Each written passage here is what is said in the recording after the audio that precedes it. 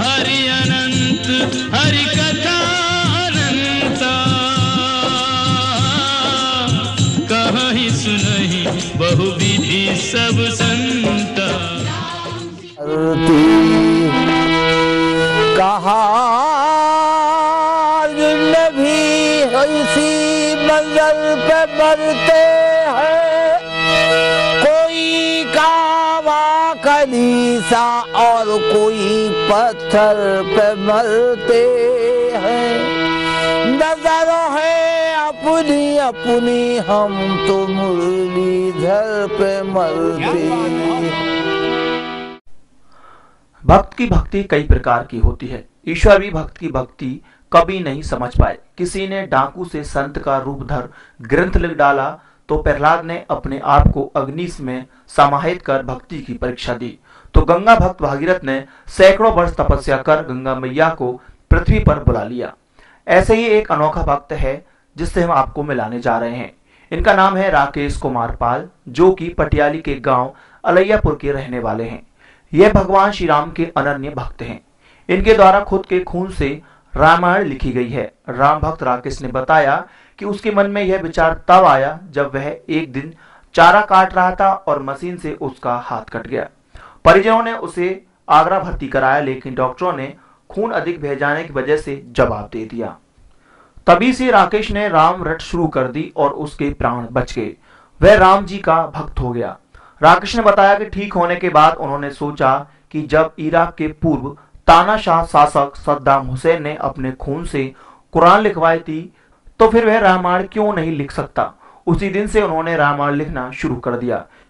इसके लिए उन्होंने अपने शरीर से रोजाना 1.5 मिलीलीटर खून निकालना 10 साल तक जारी रखा और रोज 5 पेज लिखे और रामायण पूरी की।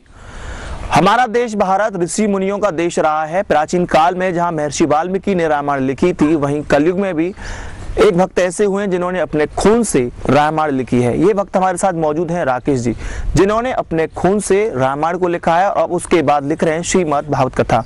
ये प्रेरणा उनके अंदर उस वक्त आई जब किसी हादसे के तहत उनका एक हाथ कट गया था और वो अस्पताल में बेड पर पड़े हुए थे और बेड पर जिंदगी के उस मझधार में डोल रहे थे जहाँ शायद व्यक्ति टूट जाता है या फिर आत्महत्या कर लेता है या फिर जिंदगी से निराश होकर के ये मान बैठता है कि शायद मेरी किस्मत में यही है।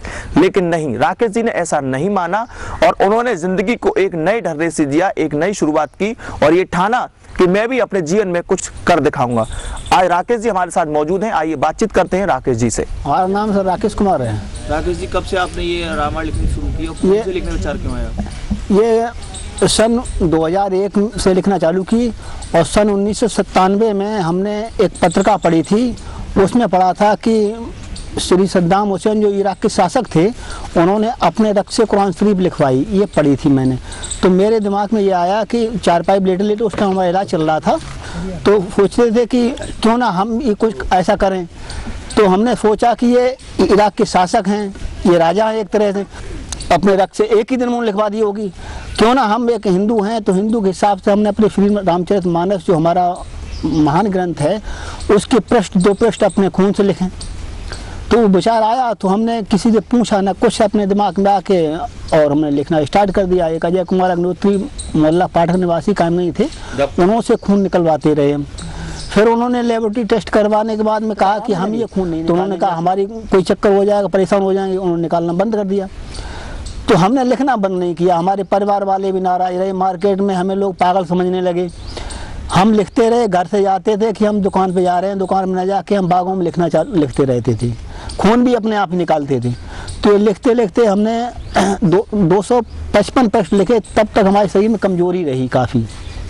जब हमने 255 से ऊपर लिखना स्टार्ट किया, यानी कहाँ से एकदम हमारा शरीर, अभी ये शरीर उसी की देन है, तभी से हमारा शरीर एकदम बना है। ये लिखते लिखते हमने 7 महीना 12 दिन में कंप्लीट कर लिया। अभी इस टाइम हम श्रीमद् भागवत गीता लिख रहे हैं, वो भी 10वें स्कंद तक लिख चुकी है। और अभी कुछ दिमाग में टेंशन रहती है, इसलिए लिखना बंद कर दिया, क्योंकि संस्कृत उसमें विसर्ग वगैरह गलत हो जाएगी तो हमारी प्रति खराब हो जाएगी, इसलिए इसे हम रोक दिया।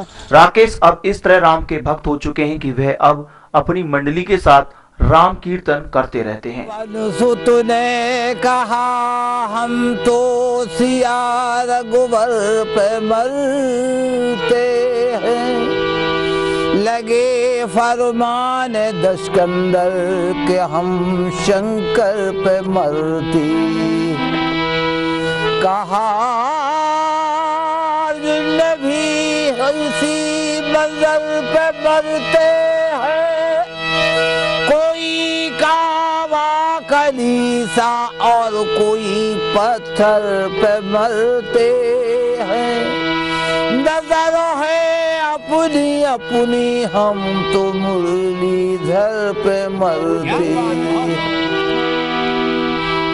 मुने तुम मेरे मन के तारे न मांगो, मुने तुम मेरे मन के तारे न मांगो।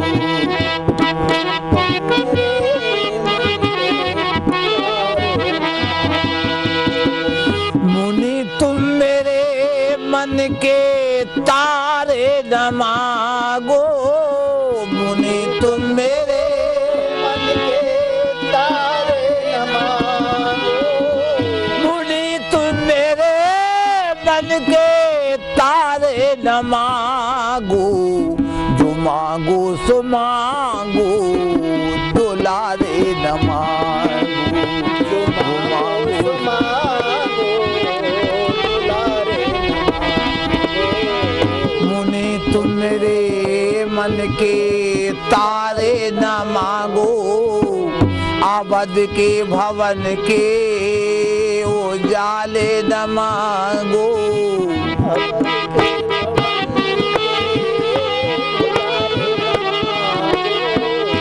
खुली किस्मतों के सितारे न मांगो, खुली किस्मतों के सितारे न मांगो।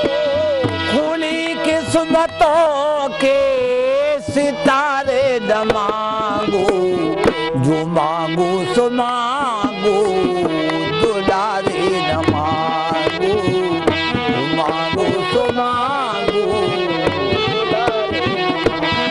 न मानोगे मुनबर तो मैं भी मरूंगा, बुढ़ापे के मेरे सहारे न मांगो, बुढ़ापे के मेरे सहारे न मांगो, बुढ़ापे के मेरे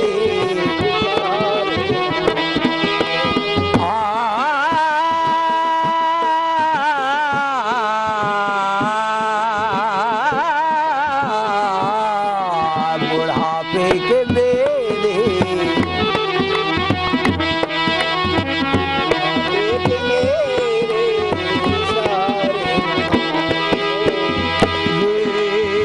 ये बर तुमने मांगा तो क्या मैं शिल्या सुनेगी तो फिर क्या करेगी।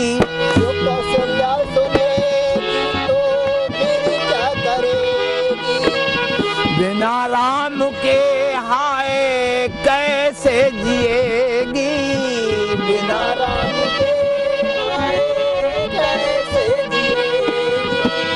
न बिछड़े कभी धीर कैसे धरेगी, न बिछड़े कभी कैसे धरेगी।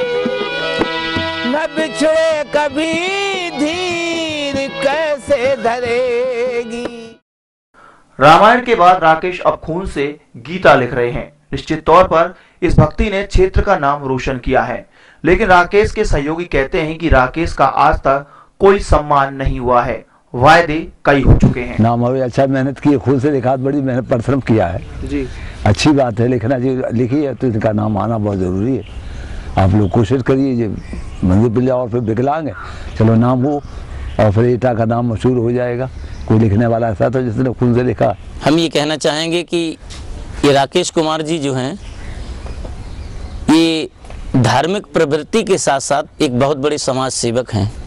जब भी जहाँ भी समाज को इनकी ज़रूरत पड़ती है ये हमेशा तत्पर रहते हैं, आगे रहते हैं। अभी बैंक में भ्रष्टाचार की बात आई थी तो बैंक का जो घेराव किया था इन्होंने उसमें बहुत ही बढ़ चढ़ के इनके दम पर ही हमने बैंक से रिश्वत का नामो निशान मिटाया। समाज में जहाँ भी इनकी ज़रूरत पड़ती है ये हमेशा आगे रहते हैं और धर्म के साथ साथ कर्म को ये प्रधान मानते हैं, धर्म के साथ साथ कर्म को भी प्रधान मानते हैं।